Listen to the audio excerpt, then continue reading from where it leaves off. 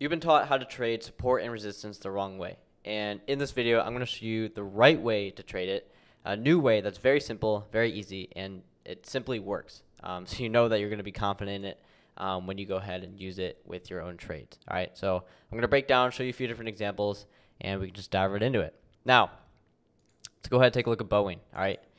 Now, support resistance, right? I typically trade supply and demand. Now, supply and demand is a little bit different than support resistance, but today we're going to talk about something a little bit different, all right? Now, typically when it comes to trading, right, especially with supply and demand or any types of trades, you really want to look for stocks or any types of moves or setups that are very straight up and straight down, right? That's where you make the most amount of money, as opposed to things that are simply just choppy, straight up, straight down like this, okay? But it's interesting because there's a lot of ways and a lot of opportunities in the setups that look like this. All right, I'm going to show you today how you can trade those in a numerous amount of different ways. But keeping it very simple with support and resistance. Now, I'm going to show you Boeing, right? We have a few different levels here, right? You can see we have a nice little consolidation area from, around 220 down to 195, right? Pretty big consolidation. You can see we had a mini little support zone here, some resistance up here. So I can go ahead and draw those in. Now, typically, if you look at support and resistance, the way you play it is you wait for a price to get to a resistance, you short, and then you buy it back at support, right? Same thing the other way around. You wait for price to get to support, and then, sell at resistance. Very simple. Now, the issue with this is that when you're trading, especially based off levels, there's no good or logical place to put a stop loss or a target, right? Because the reality is, if we look at a chart, let's say this is our resistance, this is our support. It's almost rare that price goes exactly to the tick of every single time, right? It's always going to be up or down a little bit. Maybe we'll go back and forth a little bit, maybe above it, right? This is realistically how charts actually move, right? It's never perfect when you look at support and resistance, especially with levels.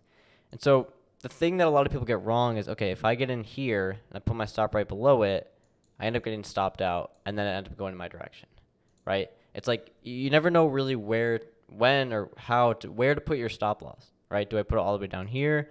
What if I get stopped out there? Do I put it right below it? Do I get back in?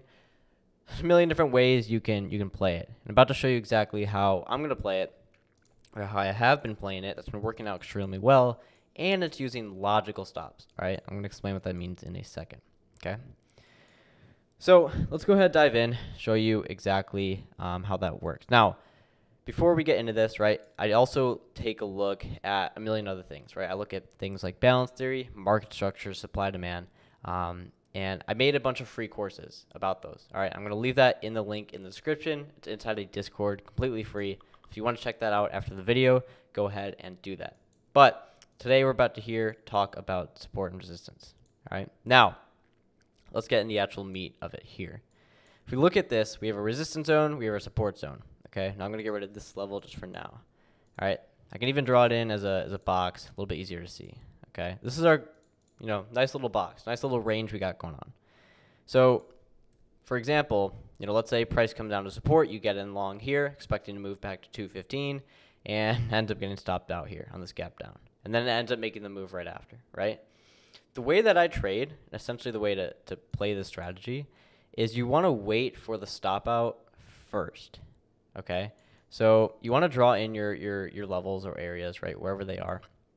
And you simply want to wait for price to take out the most recent support level or resistance level and then come back inside of that range, right? So we take a look at Boeing here, right?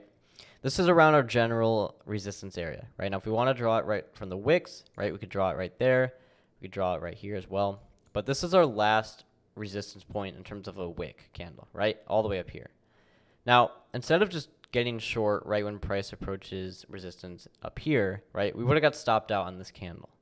Now, if you simply wait for price to do this first, right, take the stop hunt, right, trap all the bears, right, everyone who's buying up here, if you look at that increased volume, right, that's the trap. And you've probably gotten stopped out doing that before. If you simply wait for that and then just wait 1 or 2 more days or whatever time frame you're looking at, wait for the reaction, then get in short, like on this candle here, that is going to give you a huge advantage. Okay, now why? First part is you have the stop hunt already made. Okay, so you already know that if you're right, again, we're not 100%, but if you're right, then you know that price is going to go in the other direction. Now, the other thing to mention is that you have a very clear stop loss, okay? That's one of the biggest things with support and resistance. You don't know where to put a clear stop or target. So if we're getting in short here, we know that a logical stop would be right above this high here, right? Because if price ends up going back above that high, it means it wasn't a stop hunt and price may continue higher, okay? And once you know this, you can identify a good risk reward, right? Does it make sense to take this trade? Maybe we wait for a pullback, right? We can get into the nitty gritty with that, but essentially for entries and your stops, it's going to be a little simple. You just simply wait for the price to stop hunt the last point of resistance or high, wait for it to come back inside of that zone. So, we closed inside of it. So you could have waited one more day. You could have waited an hour, right? Whatever time frame you're looking at. Where'd it go? All the way through here. So we wait for price to come back inside, and then you go ahead and short, stop above the high, target down at support, okay? This works on almost everything, right? It worked the other way as well, right? Price comes back down. Take a look at the daily chart. Again, we have this last support zone. You could draw it right here. You could draw it right here, right?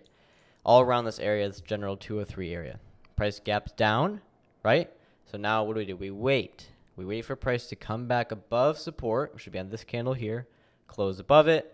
If you're swing trading, you can wait for a daily close. You can wait for, a few different candles. There's a lot of other confirmations you can look at.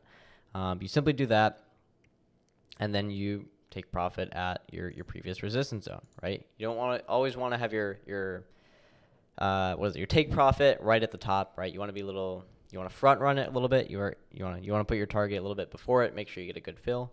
But as long as you can do something like this, right? Let's say you wait for here, you get in the next day. You now have a logical stop right below the low that was made, and you can target resistance. A nice 1.6 hour trade, right? Now it's not a massive 2-3 hour trade, right? But if you want, you can add in other things like supply and demand, other market structure, materials, whatever it is. Get yourself a better risk reward, right? So there's a few different ways you can play it. So that's just one example on Boeing. I want to show you another one on Roblox, right?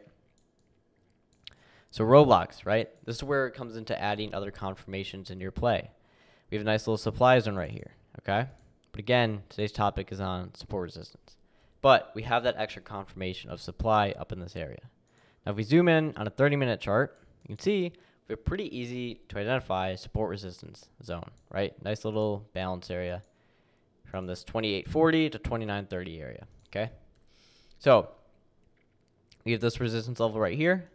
We wait for price to get above it, come back inside, right? We get in short. We end up getting a huge gap down, okay? Huge gap down into this level down here. You can see with the advantage of coming into supply, another good example there, right? Even works the other way. Nice little support level here. Price comes down. We come back inside. You can go ahead and get long, target the other side.